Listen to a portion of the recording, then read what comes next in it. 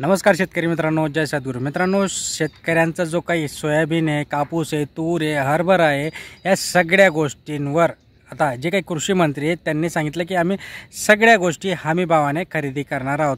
आता सगळ्यात महत्त्वाचं म्हणजे सोयाबीन संदर्भात आपण बोलणार आहोत. सोयाबीनचं आपण थोडंसं विश्लेषण करणार आहोत, कारण की 2023चंच आपल्याला अजून अनुदान शेतकऱ्यांच्या अकाउंटमध्ये पेंडिंग आहे. ओके, तर दुसरीकडे संसदेमध्ये शिवराज सिंग चौहान म्हणजे जे काही कृषी मंत्री मोदी कॅबिनेटमध्ये आहेत ते छाती टोकपणे सांगत आहे की आम्ही सर्वांचा जो काही सोयाबीन आहे, कापूस आहे, तूर आहे, आम्ही हमी भावाने खरेदी करू. मग हा खरंच हमी भावाने खरेदी होताना आपल्याला दिसतोय का? कारण की जे काही हमी भाव आहे त्या हमी भावापेक्षा आत्ता तरी 500 ते 700 रुपये कमी हमी भावाने हा आपला सोयाबीन विकत घेतला जात आहे. मग याला कारण काय? मग याच्या पुढे काय याला शेतकऱ्यांना भावांतर योजनेअंतर्गत अनुदान मिळणार का? या सगळ्या गोष्टी आपण डिस्कस करण्याचा प्रयत्न करणार आहोत. त्यामुळे शेवटपर्यंत बघा, सूर्य आता वर यायला लागलेला आहे. बघा, नक्कीच तुम्हाला याच्यातनं काहीतरी गोष्ट समजायला मिळणार आहे. त्यामुळे लाईक करत जा, आपल्या चॅनलला लाईक करा, शेअर करा, सबस्क्राईब करा, कारण की आपण महत्त्वपूर्ण अपडेट तुम्हाला देत असणार आहोत. बघा, एकीकडे कृषी मंत्री सांगता की आम्ही सगळा जो काही हमी भावाने घेणार आहे, सगळे जे काही उत्पादन आहे शेतकऱ्यांचे, जे काही सोयाबीन, कापूस, तूर हे सगळं आम्ही हमी भावाने घेऊ. पण या सगळ्या गोष्टींना हमी भावाने घेण्यासाठी ज्या काही जाचक अटी टाकण्यात आल्या आहे, जसं की ओलावा, सगळ्यात महत्त्वाचं ओलावा होता. आता ओलावा त्यांनी सांगितलं होतं की 15% आम्ही 12% करू, पण 12% ओलावा हा खूप काही जास्त प्रमाण आहे मित्रांनो. आणि याच्यानंतर जर विचार केला आपण तर मग ओलाव्यामध्ये आपल्या शेतकऱ्यांचा जो काही माल आहे तो बसत नाही. मग शेतकऱ्यांना अशा वेळेस काय, आपला जो काही माल आहे तो प्रायव्हेट केंद्र म्हणजे जे काही सरकारी न तर प्रायव्हेट केंद्रांवर आपला जो काही माल आहे तो माल विकावा लागतो. कारण की महिना दीड महिना एवढा शेतकऱ्यांना आपला माल घरी पडून ठेवता येणार नाही. ॲक्च्युली सगळ्या गोष्टी सगळे शेतकरी काही सुखी संपन्न नाही आहेत. जवळपास 90% शेतकऱ्यांचं असं असतं की व्याजाच्या पैशाने ते बनवलेला असतो, व्याजाचे पैसे शेतामध्ये टाकलेले असतात आणि मग एवढे जवळपास महिना दीड महिना जोपर्यंत त्याचा ओलावा कमी होत नाही तोपर्यंत घरात तर माल ठेवता नाही येणार.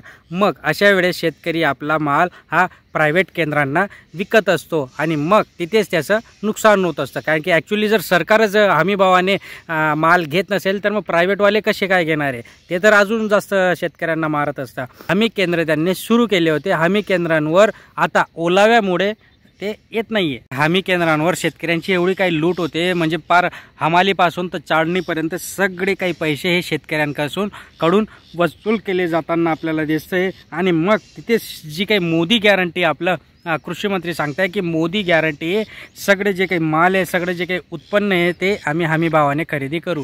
तर असं आपल्याला कुठे होताना दिसत नाही. ॲक्च्युली सरकार फक्त ज्या गोष्टींमध्ये सरकारचा इंटरेस्ट आहे त्या गोष्टी सरकार हमी भावाने खरेदी करत असतं. जसं की जे काही डेली जीवनावश्यक वस्तू आहे, जसं की तुमचं तांदूळ झाला, गहू झाला, ह्या डेली प्रत्येकाच्या घरामध्ये शिजणाऱ्या गोष्टी आहेत आणि या गोष्टी म्हणून सोयाबीन आणि त्याला हमी भावाने खरेदी मिळत नाही. जर सरकारचं उद्दिष्ट बघायला गेले तर सरकारचं जे उद्दिष्ट होतं जवळपास 33,60,000 टनांचं हे उद्दिष्ट होतं हमी भावाने खरेदी करण्याचं. आणि त्याच्यापैकी आता जर महाराष्ट्राचा विचार केला तर आतापर्यंत जवळपास फक्त 50,000 ते 60,000 टन एवढंच शेतकऱ्यांचं सोयाबीन महाराष्ट्रामध्ये विकत घेतलं आहे. ओव्हरऑल जर देशाचा विचार केला तर देशाचा विचार केल्यानंतर आपल्याला फक्त हे समजतं की 3 लाख टन एवढंच उद्दिष्ट शासनाने आतापर्यंत पार पाडलेलं आहे. जो सोयाबीन आहे, या सोयाबीनला आपल्याला हमी भाव तर मिळत नाही आहे. मग भावांतर योजना मिळणार आहे का? तर नक्कीच मिळायला पाहिजे. ज्या पद्धतीने मागच्या 1 महिन्यापूर्वी कृषी मंत्र्यांनी 3 ऑप्शन दिले होते.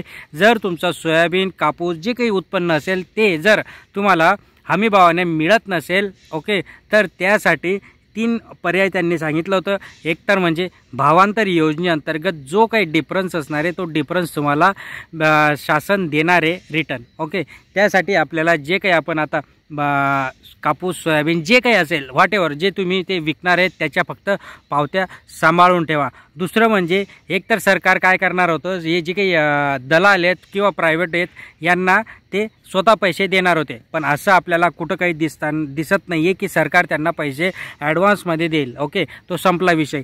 म्हणजे राहिला तिसरा विषय की त्या शेतकऱ्यांना अनुदान द्यायचं. म्हणजे या सगळ्या जर गोष्टींचा विचार केला तर आपल्याकडे एकच पर्याय आता उरलेला आहे, जो म्हणजे भावांतर योजनेचा.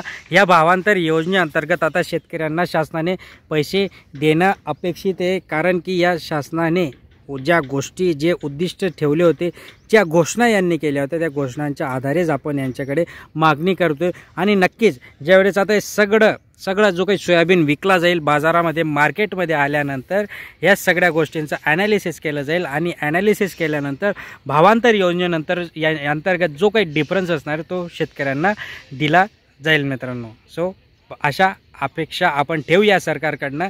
शेतकऱ्यांचा नक्कीच हे कुठंतरी फायदा करेल. अशाच महत्त्वपूर्ण माहितीसाठी सबस्क्राईब करा, लाईक करा, शेअर करा. धन्यवाद.